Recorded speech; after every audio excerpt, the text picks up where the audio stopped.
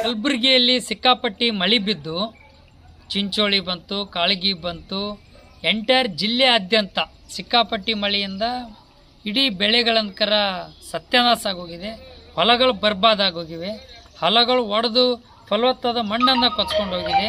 ಇವತ್ತು ನೀರುಗಳನ್ನು ಬಂದು ಸಿಕ್ಕಾಪಟ್ಟಿ ನುಗ್ಗಿ ಇವತ್ತು ಅರಣಿ ಹೊಡೆದವ, ತೆಗ್ಗುಗಳು ಬಿದ್ದವ, ರೋಡ್ಗಳು ಹೊಡೆದವ, ರೋಡ್ಗಳು ತೆಗ್ಗು ಬಿದ್ದವ.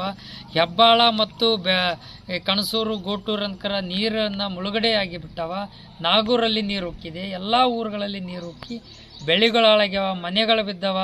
ಮನೆಗಳಲ್ಲಿರ್ತಕ್ಕಂಥ ಮನೆಗಳಲ್ಲಿ ನೀರು ಉಗ್ಗಿ ದವಸ ಧಾನ್ಯಗಳನ್ನು, ಜೋಳ, ಬ್ಯಾಳಿ, ಅಕ್ಕಿ, ಬಟ್ಟಿ, ಬರಿ ಎಲ್ಲವನ್ನು ಉಣ್ತಕ್ಕಂಥ ಅನ್ನ ಸತ್ಯಕ್ಕೆ ಇವತ್ತು ತೊಯ್ದು ನೀರಾಗೋಗಿದೆ, ಕೆಸರಾಗೋಗಿದೆ.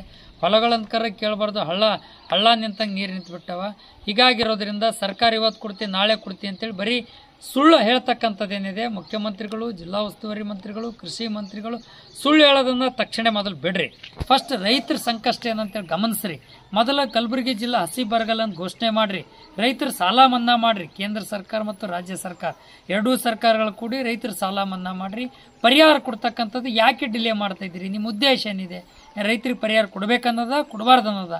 ಇಷ್ಟೆಲ್ಲ ಸಂಕಷ್ಟದಾಗಿದ್ದರೂ ಒಬ್ಬರು ಕೂಡ ಇವತ್ತು ಬರೀ ಮೊಸಳೆ ಕಣ್ಣೀರು ಹಾಕ್ತಕ್ಕಂಥ ಕೊಡೋದು ಇದು ಎಷ್ಟರ ಮಟ್ಟಿಗೆ ಸರಿ? ನಿಮ್ಮ ಮನಸ್ಸ, ನಿಮ್ಮ ಆತ್ಮಸಾಕ್ಷಿಯಾಗಾರ ಅವಲೋಕನ ಮಾಡ್ಕೊಡ್ರಿ ಒಂದು ಸರಿಯಾರ. ದಯವಿಟ್ಟು ಇಷ್ಟೆಲ್ಲ ಸಮಯ ಸಂಕಷ್ಟ ಇರುವಾಗ ತಕ್ಷಣ ಪರಿಹಾರ ಕೊಡಬೇಕು. ಹಸಿ ಬರಗಾಲ ಘೋಷಣೆ ಮಾಡಬೇಕು, ಸಾಲ ಮನ್ನಾ ಮಾಡಬೇಕು, ವಿಮೆ ಹಣ ಅನ್ಕರ ಬಿಡುಗಡೆ ಮಾಡ್ಲಿಕ್ಕೆ ಇನ್ನೂ ಎಷ್ಟು ದಿನ ಟೈಮ್ ತೊಗೋತೀರಿ ನೀವು?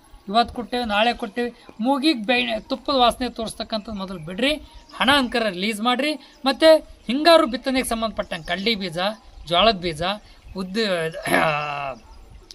ಕುಸ್ಬಿ ಬೀಜ, ಶೇಂಗಾದ ಬೀಜ, ಗೋಧಿ ಬೀಜ ಇವೆಲ್ಲವನ್ನು ಕೂಡ ರಸಗೊಬ್ಬರ ಉಚಿತವಾಗಿ ಕೊಡಬೇಕು ಈ ವರ್ಷ ಅಂತಕ್ಕಂಥ ಮಾತನ್ನು ಹೇಳಕ್ಕೆ ನಾನು ಬಯಸ್ತಾ ಇದ್ದೀನಿ.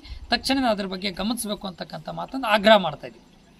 ಆಗ್ರಹಿಸಿ ಇವತ್ತು ರಟ್ಕಲ್ನಲ್ಲಿ ರಸ್ತಾ ರೋಕೋ ಚಳವಳಿ, ಎತ್ತಿನ ಗಾಡಿ, ಟ್ರ್ಯಾಕ್ಟ್ರು, ಇವತ್ತು ನೂರಾರು ಜನ ರೈತರನ್ನ ರೋಡ್ ಮೇಲಿದ್ದು ಧಾರಾಕಾರವಾಗಿ ಸುರಿತಕ್ಕಂಥ ಮಳೆಯಲ್ಲಿ ನಿಂತು ರಸ್ತಾ ರೋಕೋ ಚಳವಳಿ ಮಾಡಿ ಸರ್ಕಾರಕ್ಕೆ ಮನವಿ ಪತ್ರವನ್ನು ಸಲ್ಲಿಸಿ.